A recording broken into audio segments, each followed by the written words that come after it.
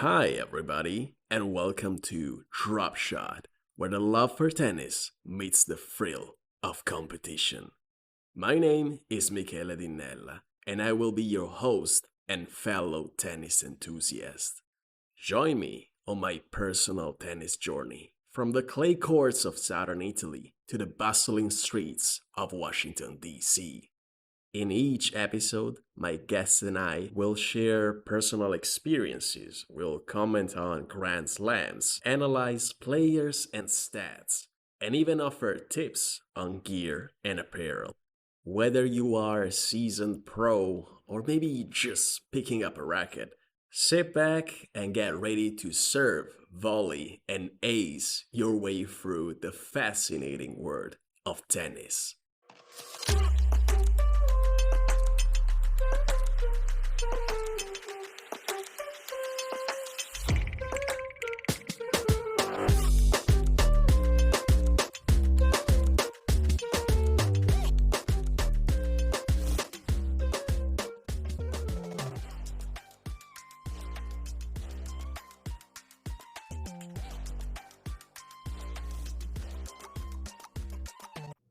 All right, listeners, welcome back to another episode of Drop Shot.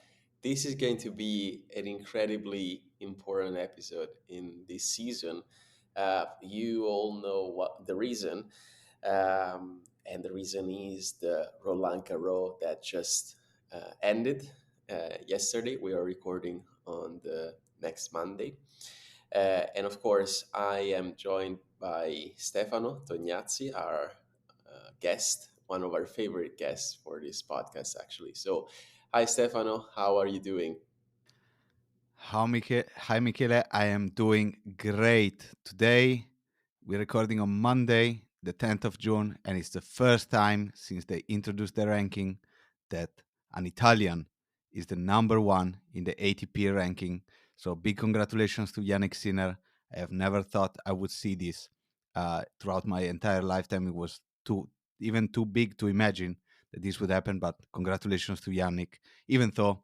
Uh, we're going to talk about it later. His tournament did not end in another great win.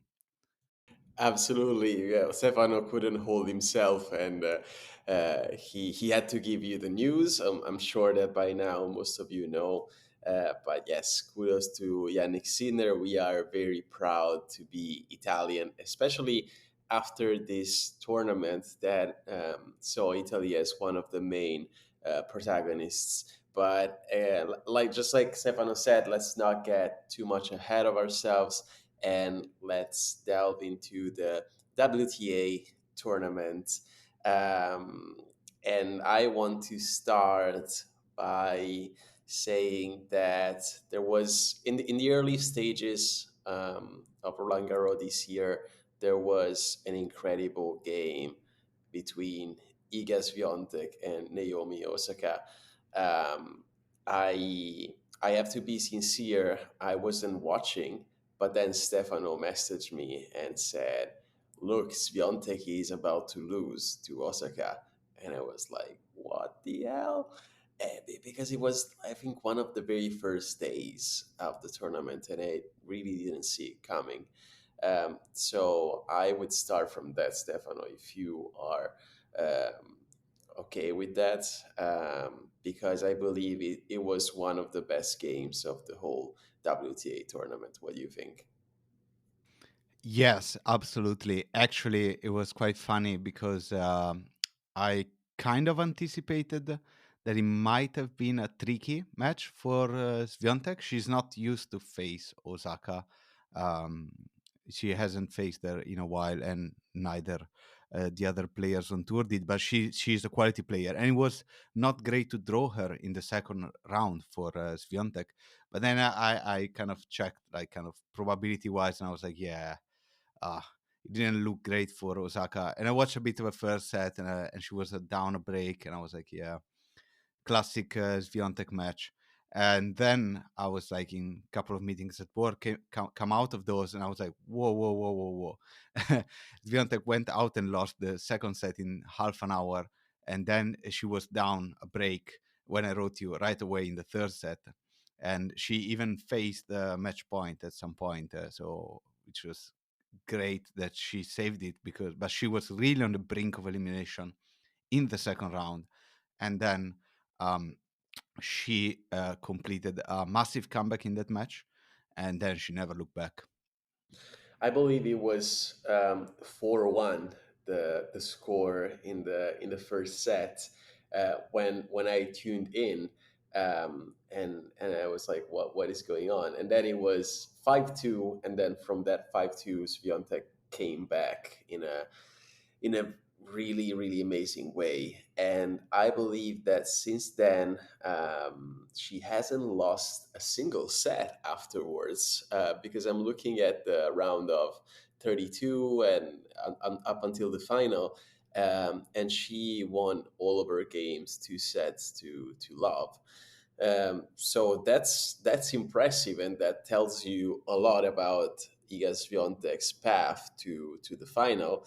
Um, there is not much to say, for example, in her about her game in the, I believe it was the round of 16 against Potapova.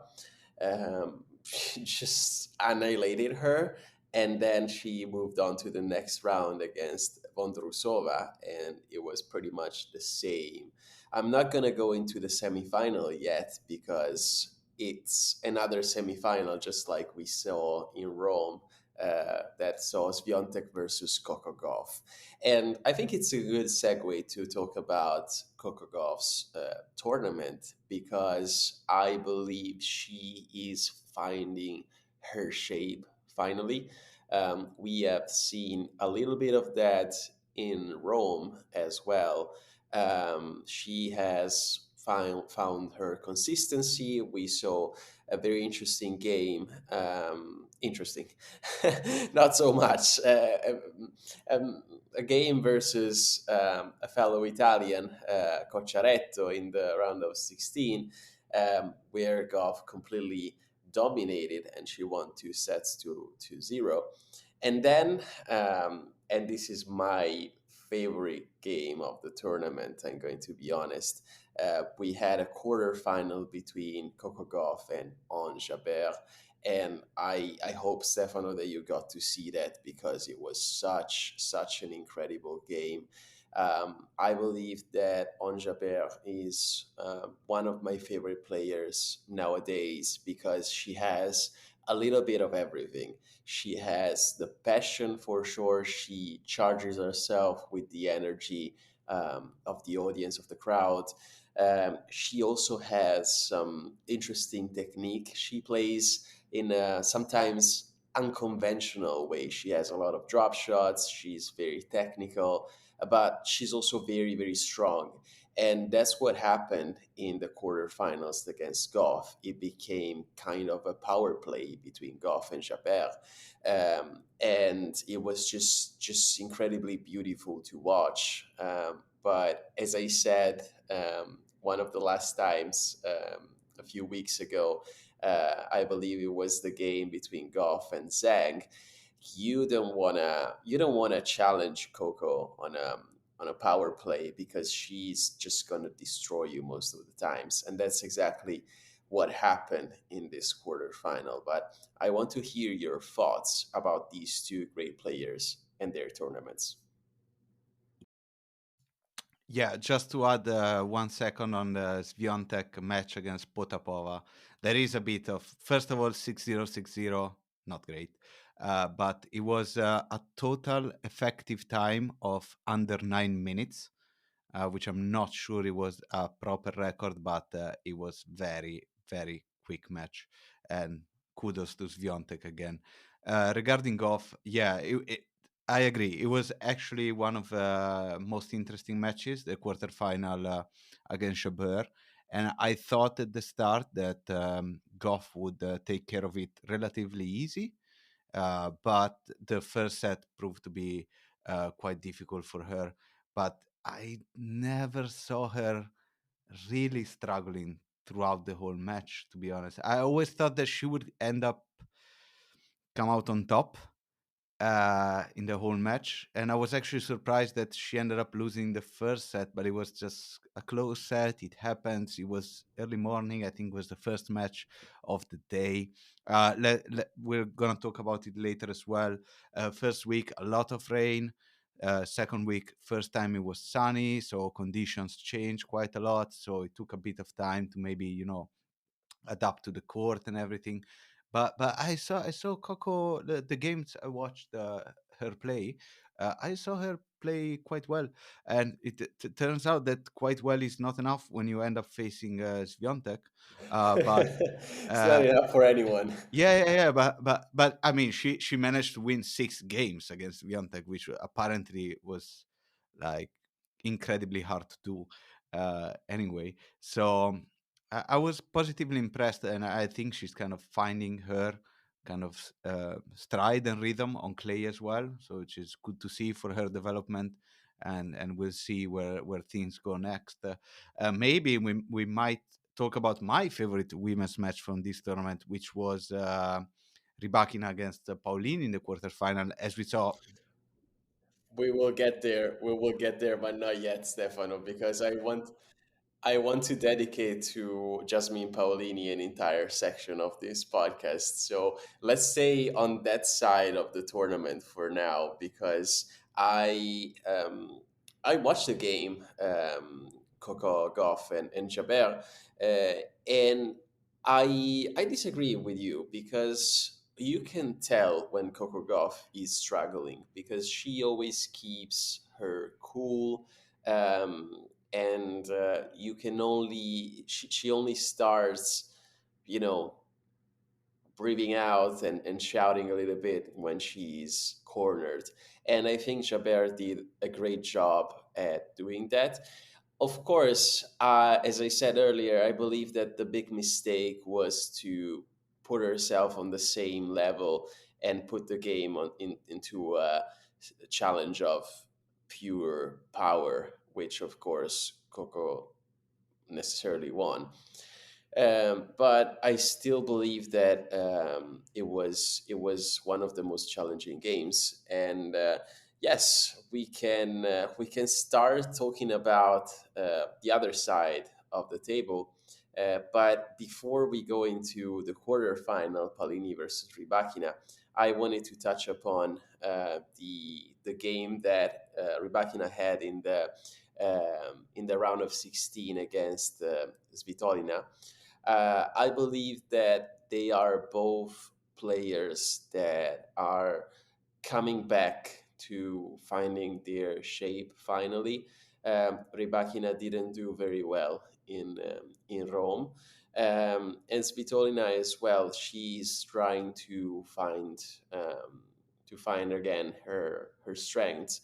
So it was a very very very very nice game. I believe. I don't know if you watched it, but what came out of it, in my opinion, is a Rybakina that is mature, and she knows her strength. In fact, as we will see very soon, it struck me that she lost that way to Jasmine Paolini. Probably she underestimated her, but she didn't make the same mistake against Svitolina.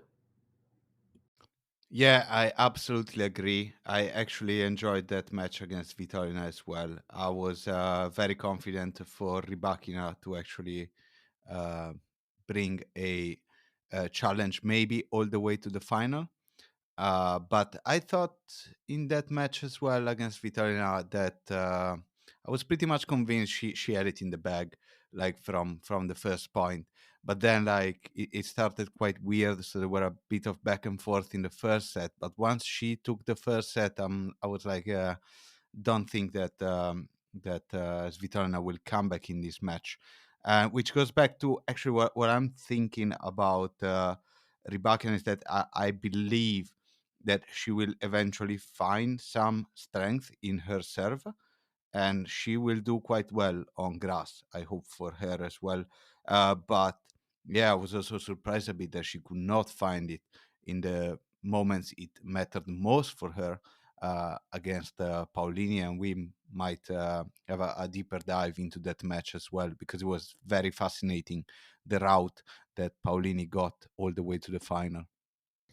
Yeah, yeah. Let's keep building it up because I wanna take a step aside and talk about the big upset that I had in this tournament, which is Arina Sabalenka. Ah, what can I say? I always expect a lot from Sabalenka, and I really, really enjoyed her path into this French Open. Um, I watched the game, for example, in the round of 16 against Navarro from the United States, and she destroyed her. I don't know how to stress this more, but Sabalenka jumped into this tournament wanting to win it. She wanted it. I could see again her spark. Not that she hasn't had it, because we have seen her in two finals in a row in Madrid and in Rome. But this time, particularly, she, of course, it's the Roland Garros, everyone wants it, but she was ready to get to the final at least. And so, what happened in the next round in the quarterfinals against Andreeva is something extraordinary, in my opinion. Um, I don't know what happened in Sabalenka's mind. I do think that she went into the quarterfinal giving everything that she had. I don't think that she made the same mistake that Rybakina did, for example, as we will talk about in her quarterfinal. I really believe that Sabalenka played Andreeva at the best of her chances. She might have been stunned by Andreeva's resilience, because we have witnessed in this tournament how she's able to return pretty much anything that you throw at her. And probably that's what happened in this game. Sabalenka was throwing her best shots and at Andreeva, and she just got mentally worn out by the fact that she was just being walled by this 17 years old. I don't know what you think about it, Stefano, but it's very interesting. Yeah, definitely one of the most interesting days of the tournament was the quarterfinals of the women's matches in terms of upsets, as you properly mentioned. To me, I have very little idea how this happened, in the sense that if you look back, okay, one match was last year. Let's not count that. Let's do Madrid. In Madrid, she absolutely destroyed Andreva, and that's kind of like get to know your place kid type of match, like when you're on the tour for a while and you're number 3 in the world and you don't want to lose against 17 years old. And suddenly in the first set, you end up having to go to the tie break. In spite, she was playing quite well, but then she won the tie break, Sabalenka, and then it all went very weird direction from there. And give a lot of credit to Andreva. She held Sabalenka to winning 50% of her service points, which is not easy to do, especially with that type of serve on the Yeah, women's tour. she was And returning everything. yeah, yeah. So that's massive, and this is how you win matches. And we're gonna talk about it when we're gonna talk about Paulini's route, because she had an abysmal bad amount of point one on her serve, Paulini. But it's actually what happened to Sabalenka in this match. Uh, she was not placing first serves in. She was winning half of the points, even when her first serve was in. And yeah, Andreva just kept going until eventually she made it to the finish line. And also one other thing, like it was after Rybakin already lost, so you figure Sabalenka knew what she was going into, right? So Mm-hmm. that's what struck me as well. Is like she knew she will not face Rybakina, so she clearly see her in a match against she can clearly see herself in a final against Viontek again, right? Uh, Yeah. I don't think she underestimated her, but she just lost fair and square. So which is a great compliment to Andre Vasaran actually. Yeah, there is no excuse for Sabalenka this time. We talked about it in the episode about Rome, how she was not at her 100%. But I think it's easy to spot that with Sabalenka when she's feeling good, when she's at her 100%, you can tell. And that was the case for this Roland Garros. She came into this tournament really in shape and really wanting it. And that is the biggest upset in my opinion. But sometimes it's good for a change because we've had a a few very similar finals, Świątek Sabalenka. So maybe it's good for a change. I'm not sure, but I wish that Sabalenka would have made it at least to the semifinal. And now I believe that it's time to talk about our fellow Italian Jasmine Paolini, because she just had an incredible path. She was coming from a victory in the doubles in Rome, and I'm so glad that we got to speak about that because, spoiler, we are also going to talk about how she made it to the doubles final again here in Roland Garros. But we're talking about singles here for now. And so let's go back to that game versus Rybakina in the quarterfinal. I don't know if there's something we should comment in the round of 16 against Avanesian. There wasn't a game that was particularly remarkable, apart from the fact that Paulini lost the first set and then she won the next two sets 6-0 and 6-1, which is somehow impressive in my opinion. But of course, the elephant in the room here is the quarterfinal against Rybakina. When I saw that, I was like, okay.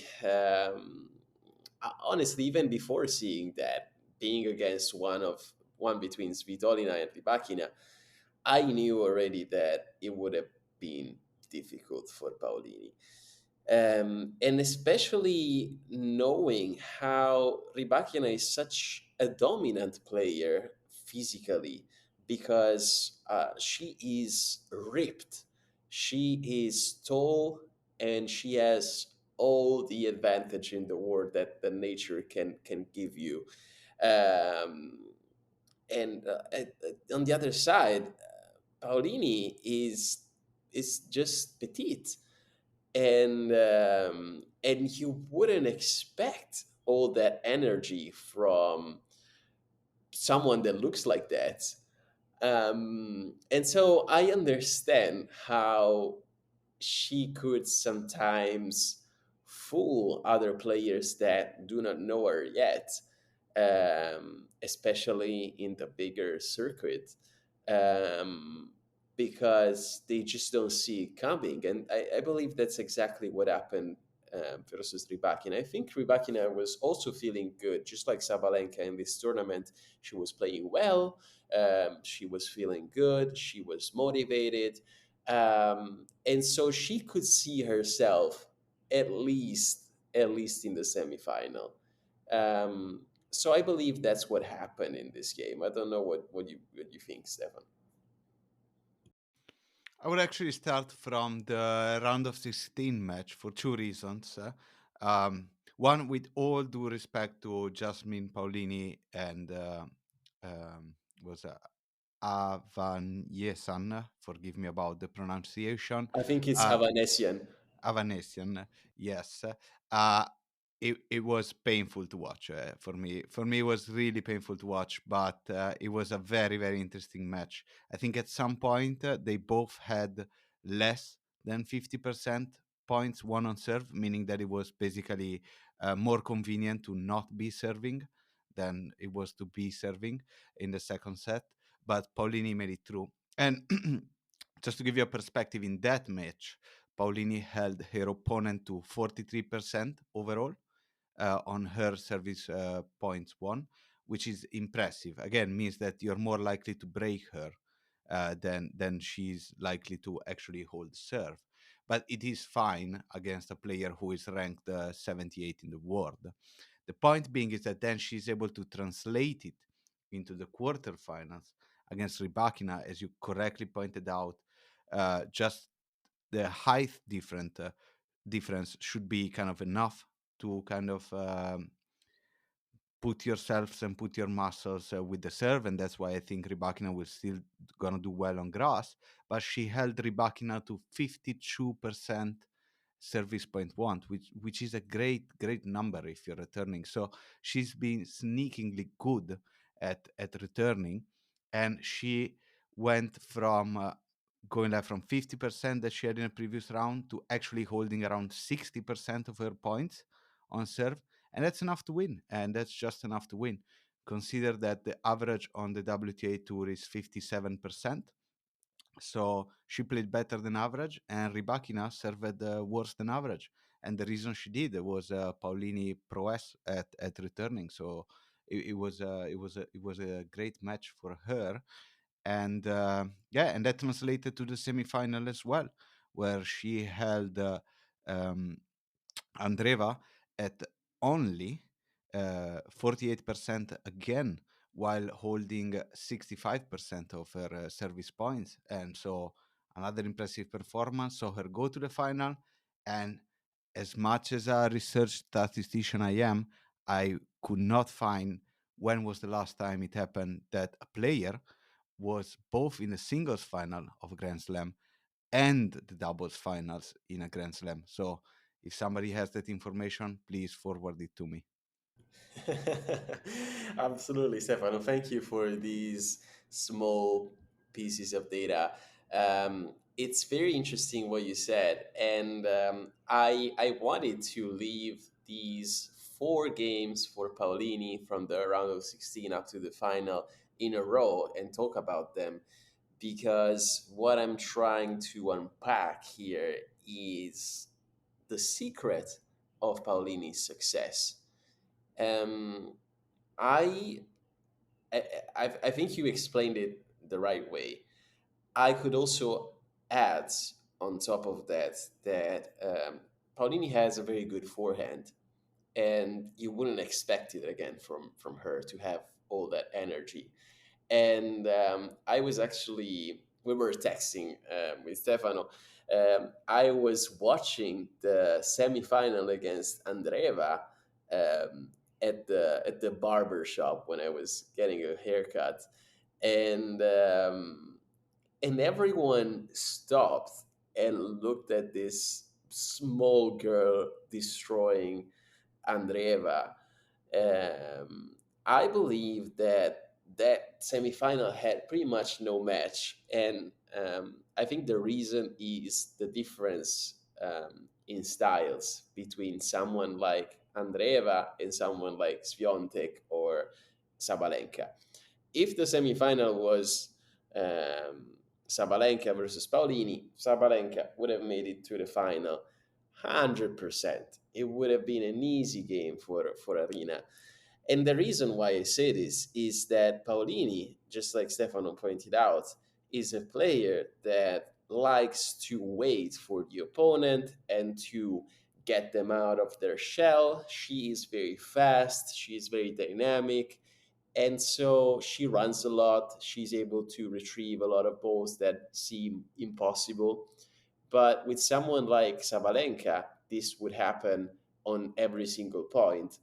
While with Andreeva, who has a very different style, she's also kind of defensive. Paulini had all the time to, you know, play her game and play her strategy and actually win pretty easily. In fact, the semifinal ended 2-0 for Paolini, and she breezed into the final, which we're going to talk about very soon.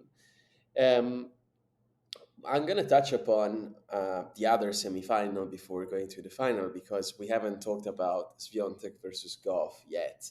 And this is take two of what we saw in Rome. And oh my, what a beautiful game, I have to say. It was a quick but beautiful game. The first set was just no match. I think that Swiatek was kissed in the on the forehead by the god of tennis in the last few months. There is no other explanation, in my opinion. She seems like she has been improving. Even her tennis has become even more aggressive. She is more cynical. She closes points much earlier than she used to, even just a couple months ago. And that's what happened against Coco Gauff. As I said, Coco Gauff was coming from a good path on this in this tournament. But if you just were someone who isn't into tennis and you watch that game, you would think that they were on two different levels, on two different planets. Um, because especially the first set was just like a Swiatek show. And then the second one, I liked it better because Goff tried to come back, but it still ended 6-4.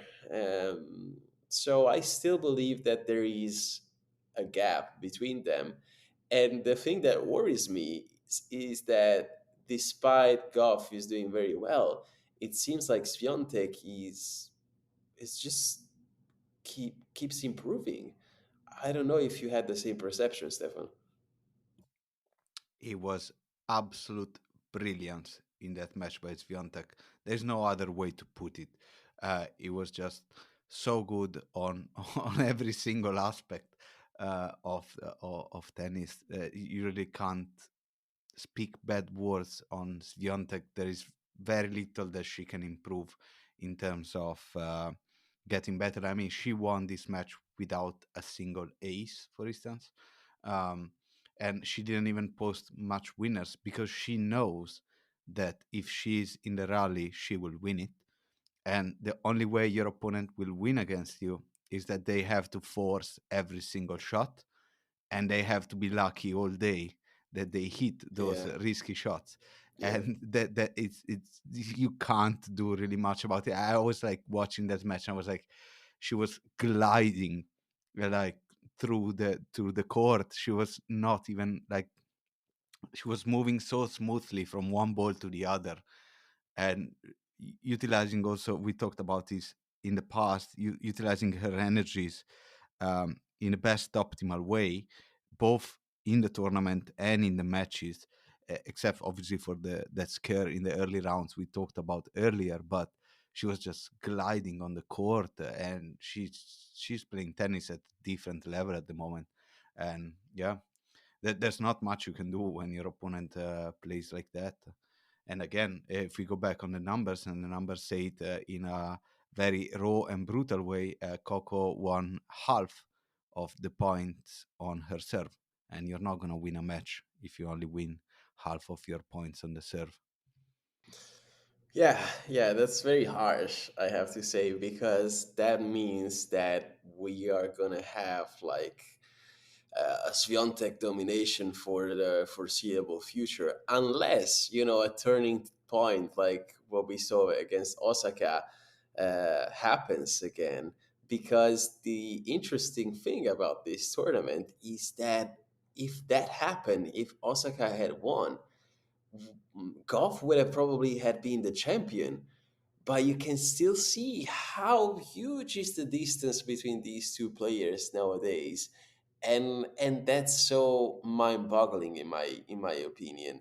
But I agree with you. It's also a mental game improvement that is going on for Swiatek. I was talking to a friend the other day, and I said that Iga could have gone to the final gala after winning um, without even showering, because she hasn't dropped a single drop of sweat in this tournament, I believe.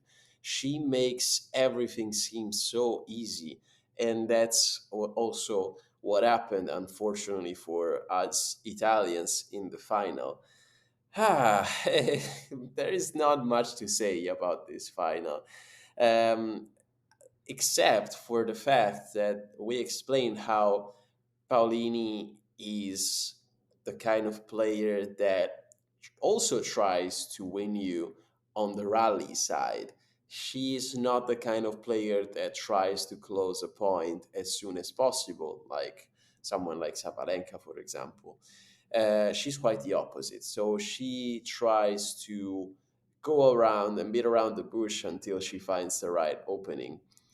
But with Swiatek, that's just impossible because she is the queen of rallies. She has a ratio of accuracy nowadays that is almost perfect. So I thought that Paolini wasn't going to stand any chance in this final. So I was mentally prepared for her loss. But still, I can't deny that it hurt a little bit, Stefano. Not really. With all due respect, obviously, because she made it to a Grand Slam final. I think that the objective was just to get on the board and not lose 6-0, 6-0, and then go from there. Because that's tall mountain to climb to face Iga in such final, and she actually did not do that bad, but she was also involved with the doubles. She definitely overachieved in this tournament, so she was definitely content. She went out, gave it her best shot, but there aren't many best shots that are enough to actually win more than 4 or 6 games against Biontech at the moment. And just to go back just 1 second on the semifinal, which I thought incredible type of stories I like about sports in general. You have this crazy match between Paolini and Andreeva that made it there kind of against the odds, and you face the two types of athletes that everybody loves. So the late bloomer in Paolini, and now making it into the top 10, and she's I think 28, and you have the early bloomer in Andreva. So that's always a fascinating type of matchup, rather than like the youngster coming against an established guy. So I thought that was extremely fascinating.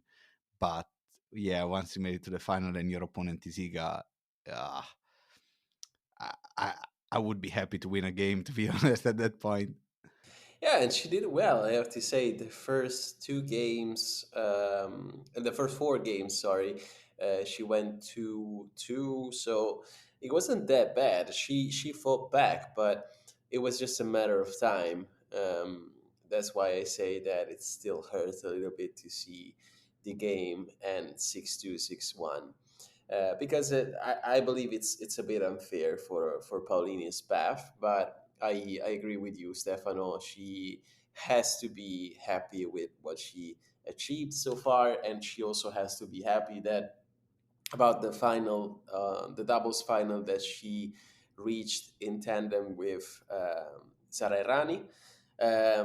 I can't say how much I appreciate Sara Errani uh, as an older player who is still there fighting on every point. She's so experienced. She's so cunning. And again, we saw another final, USA versus Italy, against, in fact, Coco Gauff. But this time, Coco took a bit of a revenge on our fellow Italians, and in fact, I believe that that final was kind of no match for the Americans this time. They played it in a smarter way than they did in Rome, and I also saw Coco more comfortable playing doubles rather than the last time. I don't know your thoughts, Stefano. My thought is more about on playing with Rani in terms of being a late bloomer. Like when you spend time on court with players with such experience, I think that really helped Paulini's development. But in doubles, everything can happen. Best plays wins, and yeah, they had the better plays that day. But I believe both pairs they're good enough to go to the Olympics. So yeah, I think we're gonna sort the best out of three there, I guess. All right. It's time to go into the ATP side, and I know that you guys were all waiting for this because there's also so much to talk about. Starting from the biggest upset for this tournament, Rafa Nadal. What can we say? What can we say? Just very bad luck, very bad draw for him to face Zverev so early is very, very, very unfair. I watched the game. It's now 2 weeks ago, and it was just a sorry sight. It hurt me a little bit to see Nadal lose. He played well. He fought back, I have to say, but Zverev is just in such a good shape, but also on the mental side of things. And also, he has been a bit lucky in this tournament, I have to say, because he got out of some difficult situations throughout the tournament, and also kudos to him for that. But the game with Nadal was just no match, and so Zverev advanced to the next round, and Nadal did not say officially goodbye to tennis and to Roland Garros, but we don't know what's going to happen next. Did you get to to watch that game, Stefano? Yes, yes, it was obviously one of the most anticipated first rounds in the history of Roland Garros, given how the last match between them ended 2 years ago. That was one of the craziest matches I've ever seen, and I was like, they are 3 hours in, and we're about to go to the second set tiebreak, and then Zverev broke his ankle. So yeah, I was hoping that they would actually meet. It was a bit unfortunate for Nadal, obviously, to meet him in the first round because, yeah, let's be honest, it was a tough one. He rallied back a bit in the second set, but yeah, that was going Zverev's way, and yeah, kind of an emotional interview after. But yeah, it probably could have made it to second, third round if he got a bit luckier with the draw. But I mean, Zverev made it to the final after all. He's on good form as well, as you said. He got out of a couple of gems and went late night as well. But in the end, he played a very good tournament. Yeah, and let's talk about the other big upset for this tournament, which is, of course, Novak Djokovic. I believe he played a very interesting game against Cerundolo in the round of 16. It was it was one of my favorite games in this tournament on the ATP side. It was 5 sets long and very, very, very very close game, but in the end, Djokovic made it to the quarterfinals, which he never played against Ruud because he resigned. So that's another big loss for tennis lately. I have to say that Djokovic has been very unlucky, and I wish he comes back Um, from this unlucky time of his career because it's such a nice period for male tennis. There are so many interesting players, and we need Nole to also be part of those. It was one of the most bizarre days they've ever had at Roland Garros in the basically the round of 16. So to give a bit of context, the previous match of Djokovic uh, ended up at 3 in the morning against Musetti. Also a very very very cool match as well. that ended up with Djokovic surviving physically at the very end and just blasting through the fifth set 6-love. But according to the reporters from the UK broadcaster, as soon as he stepped out on the court in the morning for the warm-ups, he started to say that more clay was needed and he was demanding it, and the tournament said no to him somehow. And remember, again, as we mentioned earlier, there was a bit of a switch. It was the first day with no rain, so the conditions were different. He was pleading to get more clay on the court, and then went wild from that point on. That day, basically, as Cerundolo steps on the court, he just got absolutely destroyed in the first set. There's no hope for him, and then Djokovic started to kind of have an injury into his knee, and then something even more bizarre happened, where Cerundolo took the following two sets, and suddenly it's the fourth set, and he's up a break, and I swear I saw him. He was up 30 love in a serve game of his, and he had a little smirk, and I think he's gonna regret it for the rest of his life. That he did not manage to close this out.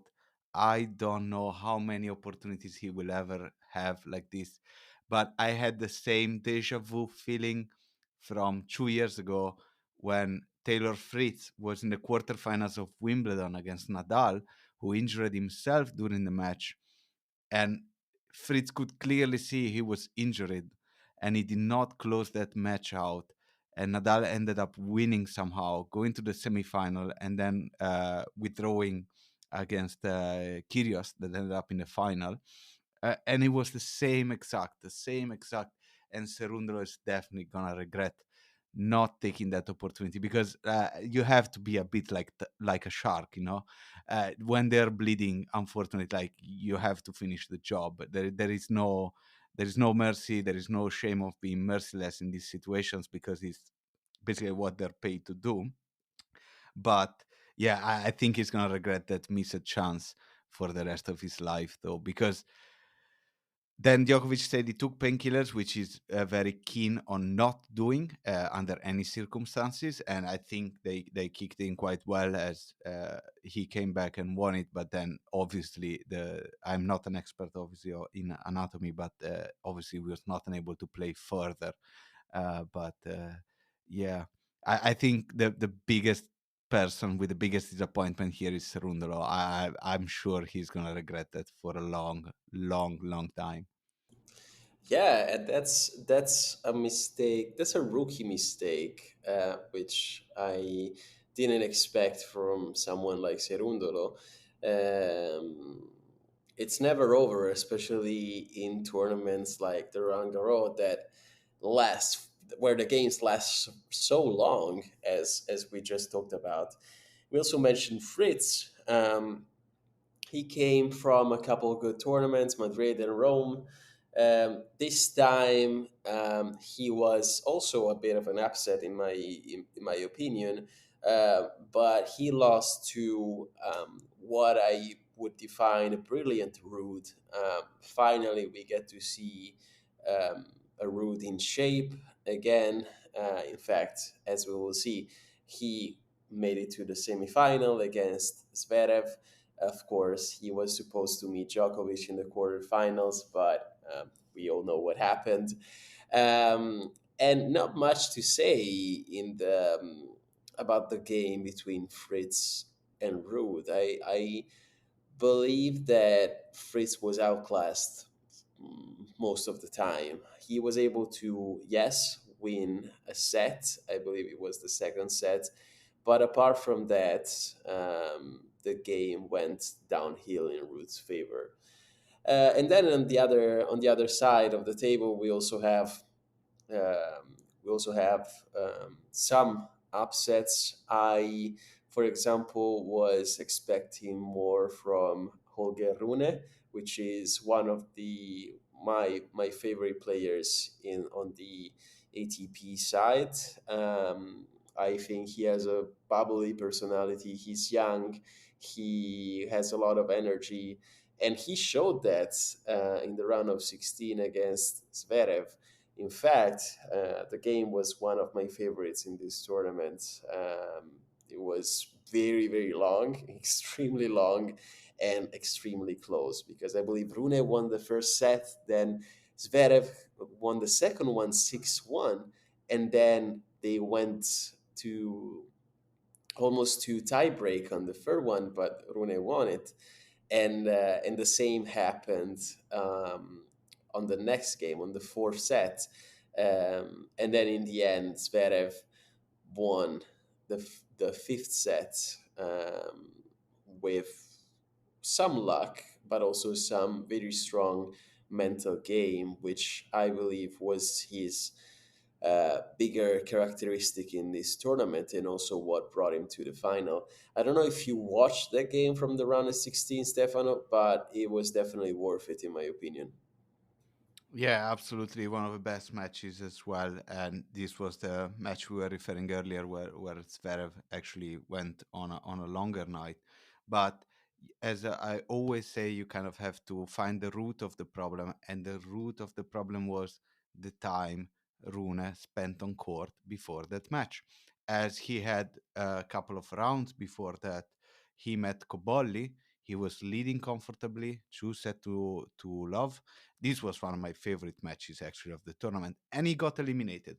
Basically, he got eliminated. The way the game goes all the way down to the final tiebreak, and Rune is down 5 love in the final tiebreak, and somehow, probably because of Cobolli not realizing which position he was in and the level of tennis he was playing, and he just missed an easy win, and it got into his head, and somehow lost like 4 serves in a row, and suddenly you're going 7-7, and Rune managed to come out of it as a winner, but it was a long match, and it took a lot of the energy out, even for a young kid like Rune. If you play 4 hours, match finishes at 11, and it's still in the first week of a Grand Slam, you're gonna struggle in the second week. There's no easy way to put it. He had an easier round, the following round, winning in 3 sets, but then you are tasked with facing one of the best players on tour at the moment, and yeah, uh, that's the way it went in the end, and it was a tense match as well. Zverev like had to hold on for his life in the fourth set in the tiebreak, but ended up making it through there. And then the final set was a bit easier. But yeah, I think actually Rune wasn't that big of a disappointment. He made it as far as he could.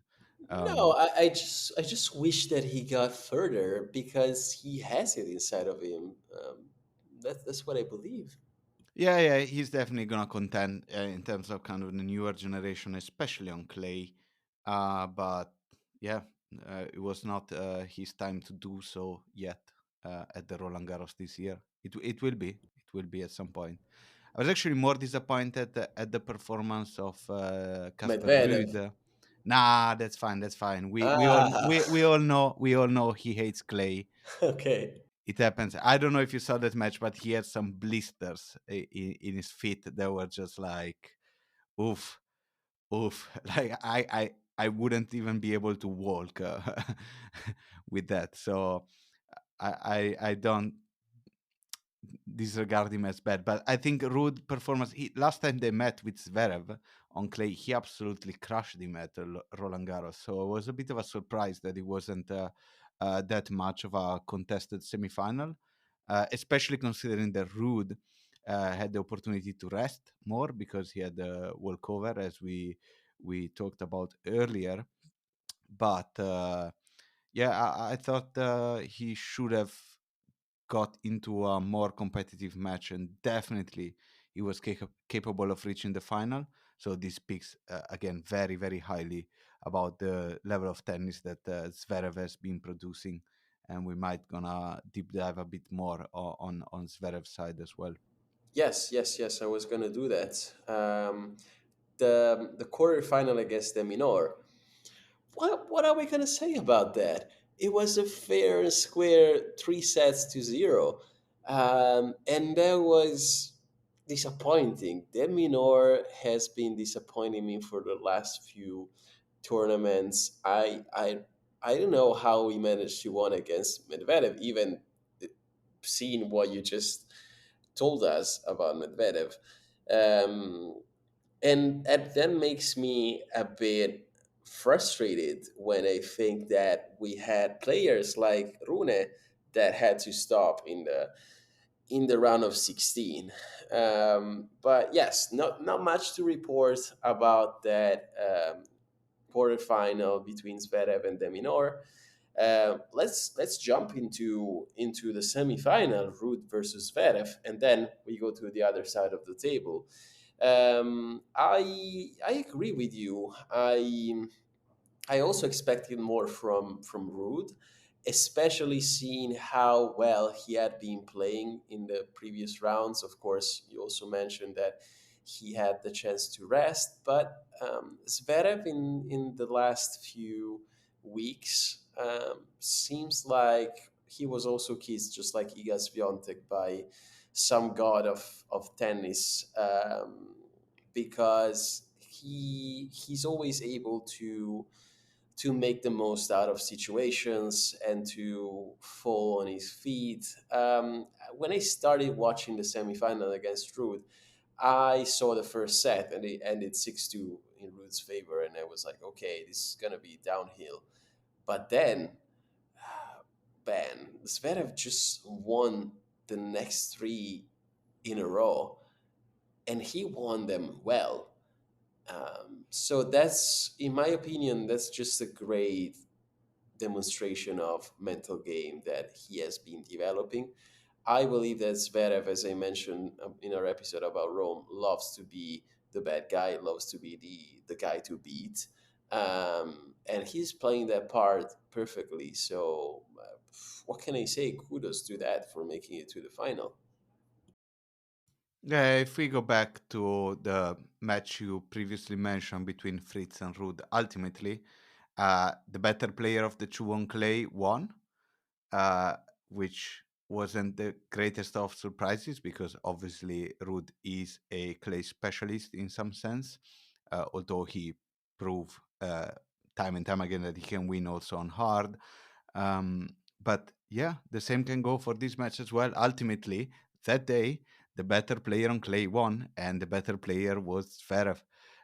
In spite of dropping the first set, as we saw him do also in Rome, I believe sometimes he can just might give it up to just preserve some energy, and then it was a clinic from the second set on, and it wasn't uh, the most competitive semifinal, as was not also the other semifinal. It wasn't the greatest competitive match, but it's one of the most peculiar matches you will ever see this year, or maybe ever actually. But we'll see about that in the future. Let's get to it because everyone has been waiting for it so long. We're almost an hour in, so let's talk about Yannick Sinner and Carlos Alcaraz and the path that brought them to face each other in the semifinal. I would start from Yannick Sinner if you agree with me, because we were also texting while watching the round of 16, and I texted you saying, "What is Yannick doing?" Because he lost the first set to Mute in the round of 16 very badly. Um, and I was just like, "Oh, is it gonna be one of those games where he underplays, he underperforms?" But luckily, that wasn't the case because he breezed through the next 3 sets, and he passed on to the round of to the quarterfinal. Excuse me, and we saw a beautiful game against Dimitrov again after what happened in Miami after that final. I think that Sinner is becoming Dimitrov's kryptonite. He won this match in the best way he could. He won 3 sets to 0. It's not like Dimitrov didn't fight back. I have to say he was also in decent shape in this tournament, but and they went, I believe, to tiebreak in the last set. So the final result can be deceiving, but I really love the way Sinner played and how he went into this semifinal against Alcaraz. What do you think, Stefano? So about both Sinner and Alcaraz, they were both coming back from injuries. Let's not forget about that, as we saw it for Alcaraz a bit more in the final. But ultimately, Sinner's path was just breezing through, except for that set against Motet. And again, a change of conditions there probably took a bit of time to adapt. And with regards to the Dimitrov's match, he absolutely destroyed him. But to be fair to Dimitrov, I think he took a big tumble against Hurkacz, and I am not sure. Obviously, speculation, but I'm not sure he had a fracture in his right hand or like one of those micro fractures. But his right hand was not in the best shape. But he went out and played anyway, and you could see it a bit that he was not 100%, but obviously we cannot know. But definitely it took an impact. And if you're not 100% against Sinner's way of hitting the ball, you're gonna struggle, and that's what happened in that match ultimately. And Sinner made it through. They actually dropped only one set before the semifinal, and Alcaraz had the same. And interestingly, they had the same exact time on court before starting the semifinal, around 12 hours each. And yeah, it was a setup for a great match, as all the Sinner against Alcaraz matches have been so far. And on top of it, uh, all the others that we're gonna see in the future. But that was also extremely interesting for few reasons. But yeah, I wonder I wonder what you think first. Yeah, let's build it up because there was a sweet spot where we knew that Paolini was in the final. We knew that Paolini and Errani were in the doubles final. Uh, we knew that Bolelli and Vavasori were also in the men's doubles final. And Sinner was going to play the semifinal against Alcaraz. So everything seem to be aligned for just like an Italian domination in this tournament. And everyone was pumped to see Alcaraz face Sinner again because um, they are the new generation of tennis. They have always been rivals since day one. They recognize each other as direct rivals, and so it's always an interesting game to watch. It's like Barcelona versus Real Madrid, you know. Um, and Of course, I wasn't disappointed. But before I go into the semifinal, I want to talk about, of course, Alcaraz's path. He destroyed Roger Aliassime in the round of 16. He won 3 sets to nothing, and then he did the same in the quarterfinal against Tsitsipas. And if I remember correctly, we flagged Tsitsipas as one of the possible, finalists for this tournament because we know how good he is on clay. We know that he is coming back into good shape, and he also had a nice win in the round of 16 against Arnaldi. Um, but oh my, the game against Alcaraz was just they were just playing two different sports. I saw finally Alcaraz in great shape. It seems like he did the right choice, took the right choice, keeping Rome. And also Sinner did the same. I believe that they took great decisions because we saw what happened to Djokovic, we saw what happened to Medvedev. And let's talk about this semifinal. Finally, what can I say? It was just a beautiful game. um, Sometimes Sinner, when he wins the first set, he kind of sits on his laurels in the second and third one, which I believe was the case here as well. But this was just such a close game. It was um, objectively one of the best games in the tournament. I have to say that each one of them dominated respectively the first, the second, and the first set, and the last two sets were kind of closer.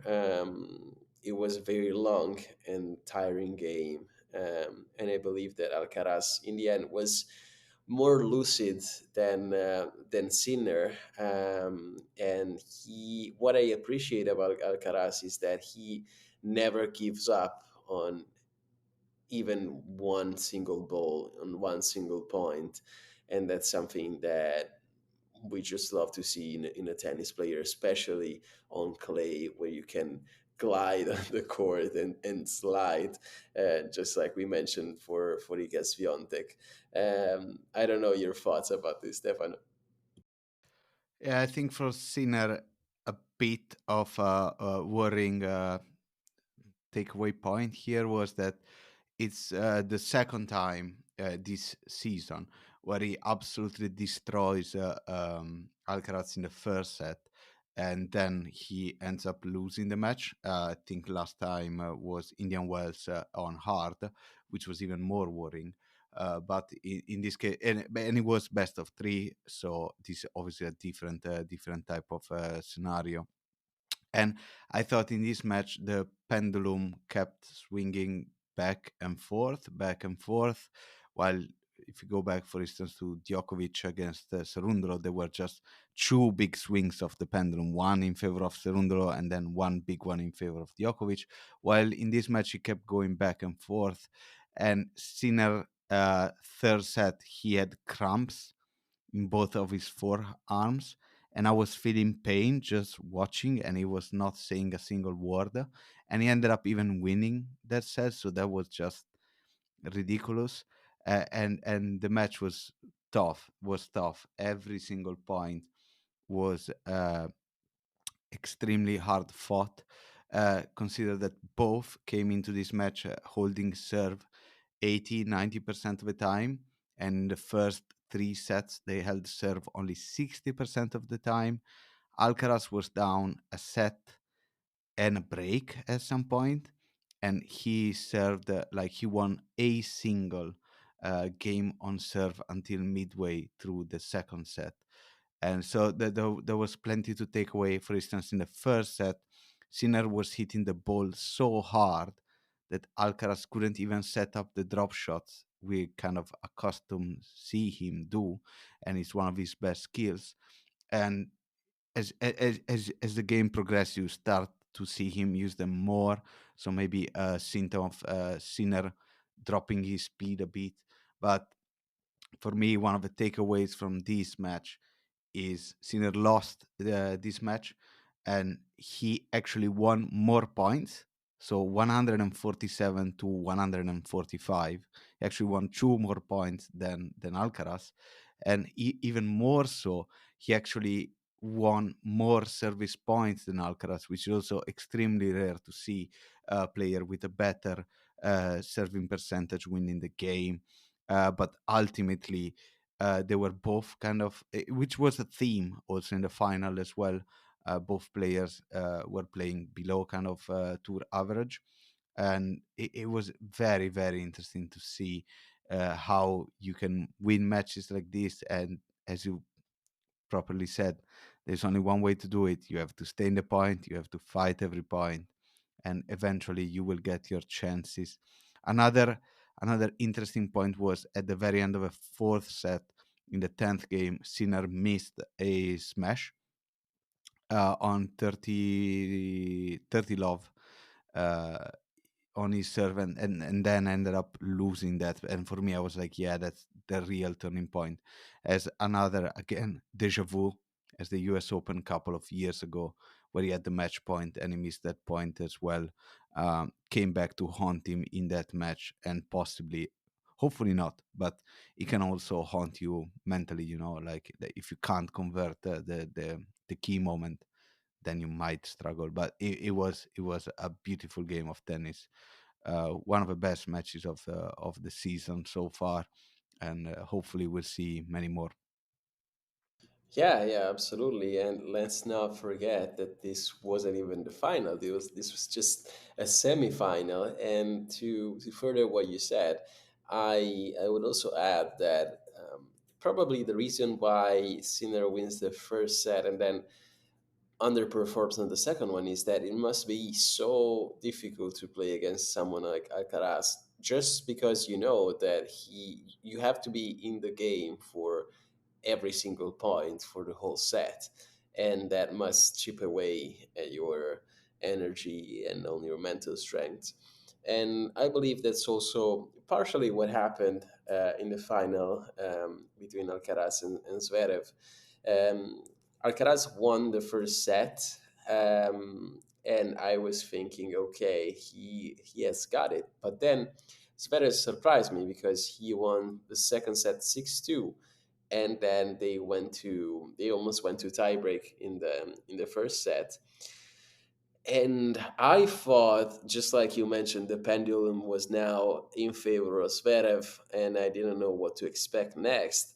But never would I have expected that Alcaraz would have won the last two sets 6-1, 6-2. And that's just a great demonstration of, I don't know, power and technique, and a blend of every single fundamental, which was necessary in order to beat this kind of Zverev, this version of Zverev that we have seen in Rome and that we have seen now in Paris. So this is my take on this game. Again, another beautiful game, another very long game. 5 sets. We got a very nice final, and that's just what we could have wished for. Except for us Italians, of course, we would have liked to see Sinner play this final, but alas, I have to say that Alcaraz deserved it all. He is a very humble player. He is young. He's the future of tennis, and that's just great that he managed to win his first Roland Garros, and I hope it's just the first of a long series. Yeah, exactly. What a check mark to add in his CV. He is now one Grand Slam away from having a career Grand Slam. He is only missing the Australian Open now. It was a brilliant final. It was very interesting, as I had the same feeling of the pendulum was keep swinging and swinging. But ultimately, for instance, if we go back to what we said about the semifinal, the difference here in terms of total points was much higher, as Alcaraz won 153 against only 139 of Zverev. So there was a bigger gap between the two players, if you may allow me to say that. And he got a bit lucky, couple of net cords as well in key moments, giving rise to uh, extremely memorable points. And yeah, it was an interesting match as well. But yeah, again, what can you say about this guy? Never looked back. We saw him do it also against Djokovic last year at Wimbledon. So he's gonna fight back, and yeah, and he held Zverev, one of the best servers on tour, to only 55% of points on his serve. So you really can't do much about that. Um, when you play against such a good returner, and very very very well deserved trophy to add in his resume, and he's gonna definitely gonna add way more, Hmm. especially on clay. We hope so. We hope so.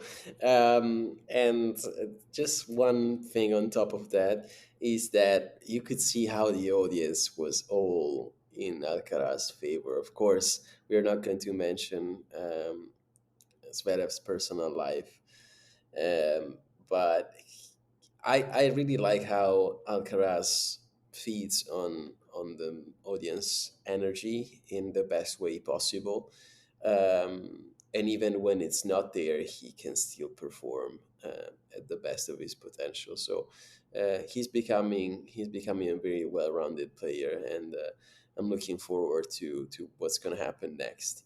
Um, before we close this very long episode, Stefano, let's mention the men's doubles final. We had Bolelli and Vavasori in the final against Arevalo and Pavic. It was just unfortunate for Italy that we were supposed to win four trophies at the same time, but we ended up with zero in our hands. So we're going home empty handed, unfortunately. But it was still a great achievement, I would say, especially men's doubles.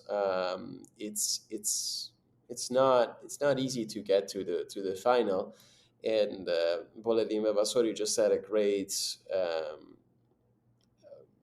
They just had a great communication, and you could see and hear, especially all the Italy that was on the court in that final. Sometimes even too much. It's very unfortunate how they lost, but I believe that Areval and Pavic deserved this win, and they just played better tennis, better strategies, and even sometimes they had more power in their shots. I don't know if you watched that game actually, Stefano, but it was entertaining for sure. It's a fair match. You don't want to mess with Pavic on doubles. I mean, he's one of the best specialists that we ever saw. Um in terms of doubles player, although he lost his kind of long-time companion. But uh, as we saw, as we said as well earlier for Paulini and Errani, the goal for Bolelli and Vavassori is kind of the Olympics as well. So I think they will be happy with the second place trophy, considering also that Bolelli already won a Grand Slam as well. So yeah, uh, you know, the I, I, I the better pair won. it's just underwhelming, because I had so many expectations just 4 or 5 days ago,